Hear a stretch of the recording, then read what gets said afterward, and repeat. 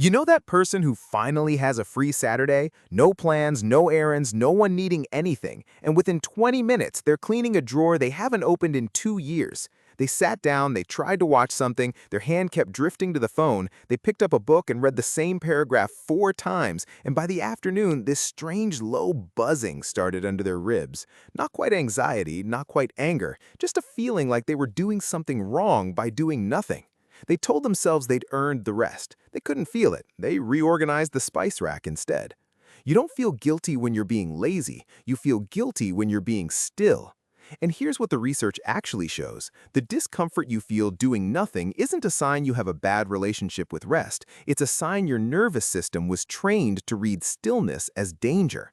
Doing nothing isn't a habit you have to break. It's a state your body learned to escape. Over the next few minutes, I'm going to walk you through exactly how that gets wired in, the two hidden layers underneath it, and the part nobody warns you about, which is why even successful rest still feels like cheating. There's a name for what's happening here. Psychologists call it idleness aversion. The simple version, humans will choose activity over inactivity even when activity costs them something, because the brain finds being still genuinely uncomfortable.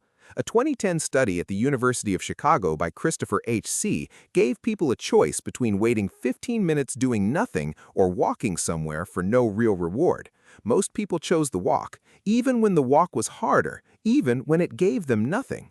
Your brain isn't broken, it's a system that was trained by your environment, your childhood, your culture to register stillness as a problem that needs solving.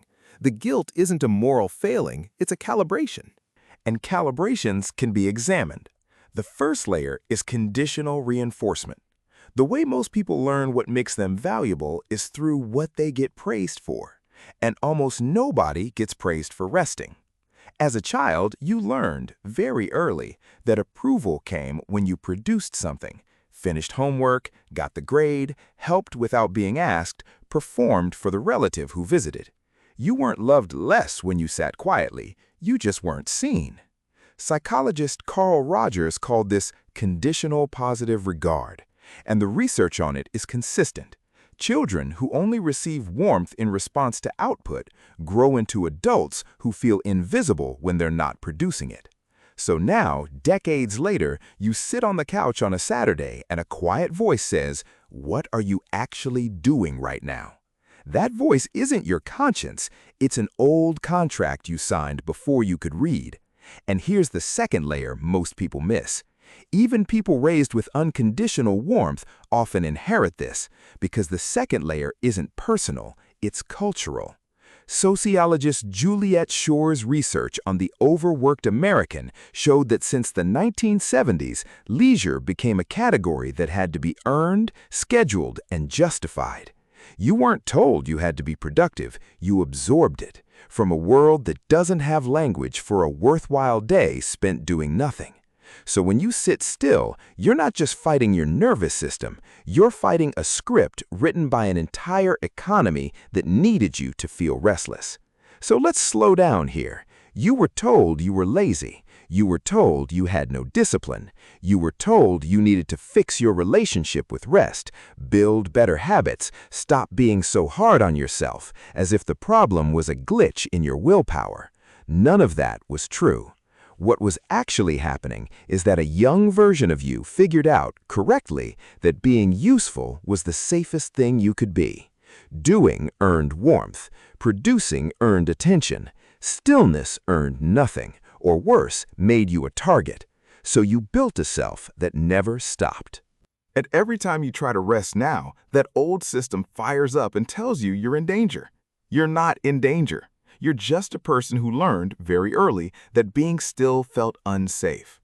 That isn't a flaw. That's a survival strategy that outlived the situation it was built for. You were never lazy. You were a child who figured out how to be loved. Here's what actually governs this.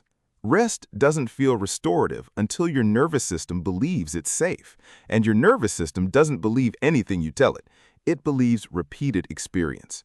The discomfort doesn't go away because you read about it.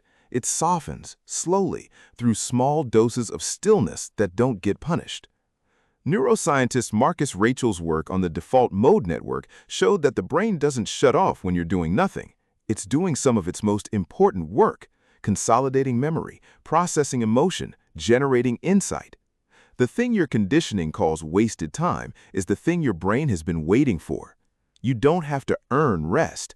You just have to stop interrupting it. So the next time you sit on the couch and that low buzzing starts, you'll know what it is. It's not laziness. It's not a character flaw. It's an old system doing the job it was built for, protecting a child who learned that being still was risky. You're not that child anymore. The question I want to leave you with is this. Is the guilt you feel about resting really yours, or did you inherit it from somewhere? Drop a 1 or a 2 in the comments. If this explains something you've never had words for, subscribe. That's what every video on this channel is trying to do. Next, we're going to talk about the people who can't accept compliments without deflecting and why.